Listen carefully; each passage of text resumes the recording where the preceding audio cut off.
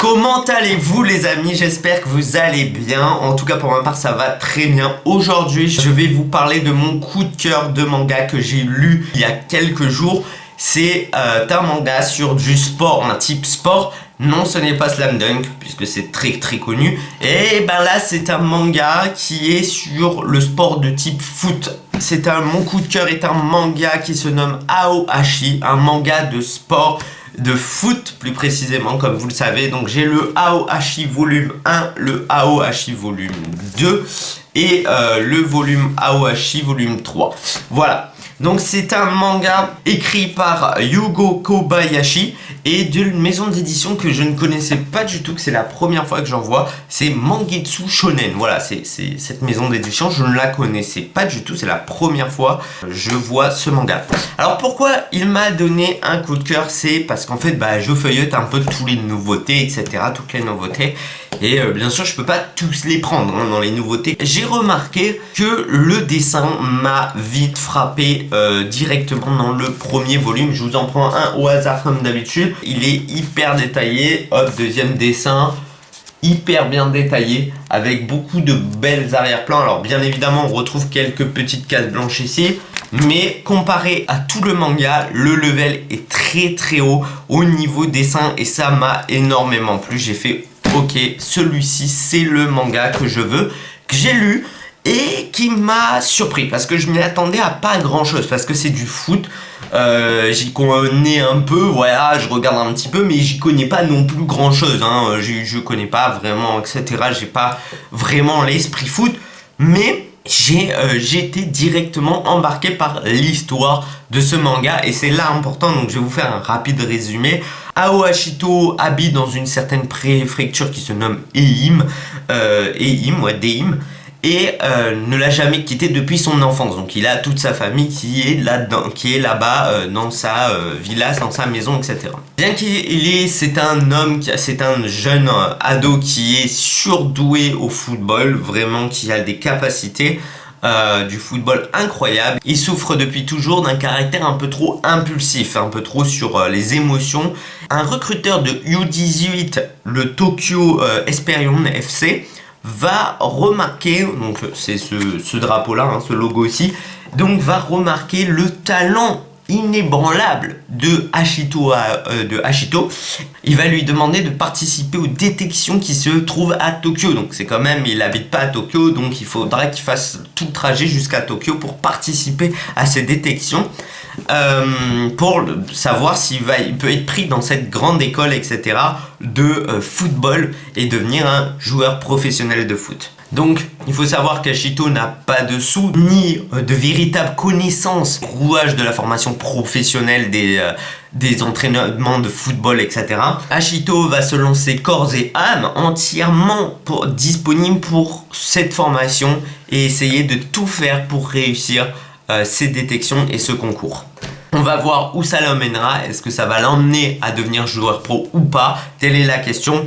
On a la petite supposition, c'est un joueur talentueux, ça va être semé d'embûches. Voilà, en tout cas c'est un bon manga. Pourquoi moi je vous le conseille? Les points qui m'ont vraiment été soulevés. Déjà dans les premiers tomes, on a souvent des mangas qui dessinent avec beaucoup de planches en fond qui sont blancs, etc. Là, il a directement mis un talent de dessin incroyable. Il a un talent de dessin incroyable.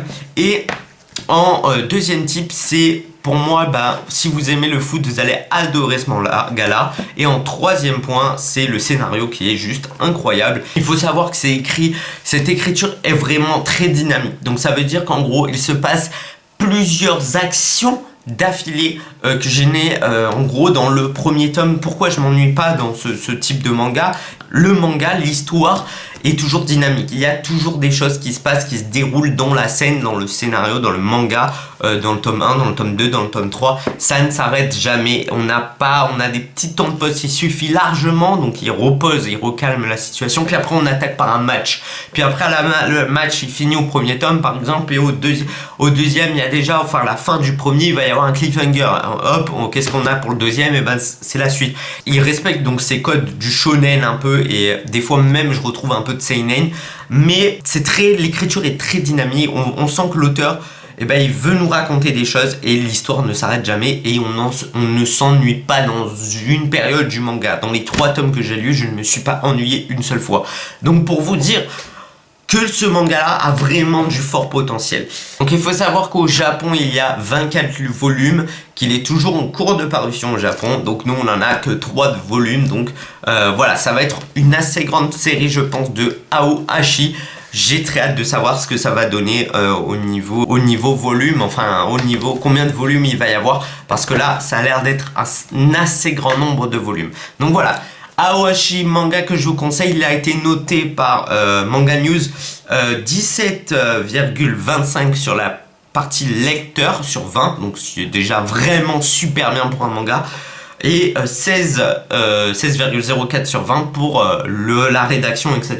Donc vraiment, il s'en sort avec d'excellentes notes. Ce manga là, pour moi je vous le conseille fortement si vous voulez un manga de cet été, etc. à lire, bah c'est Aohashi qui est un manga sur le foot. Voilà, en tout cas ça a été mon incroyable coup de cœur, 24 volumes, très hâte de continuer la suite. Je voulais vous en faire part à vous, puisque ben, peut-être vous ne le connaissiez pas et je vous en fais connaître un nouveau manga.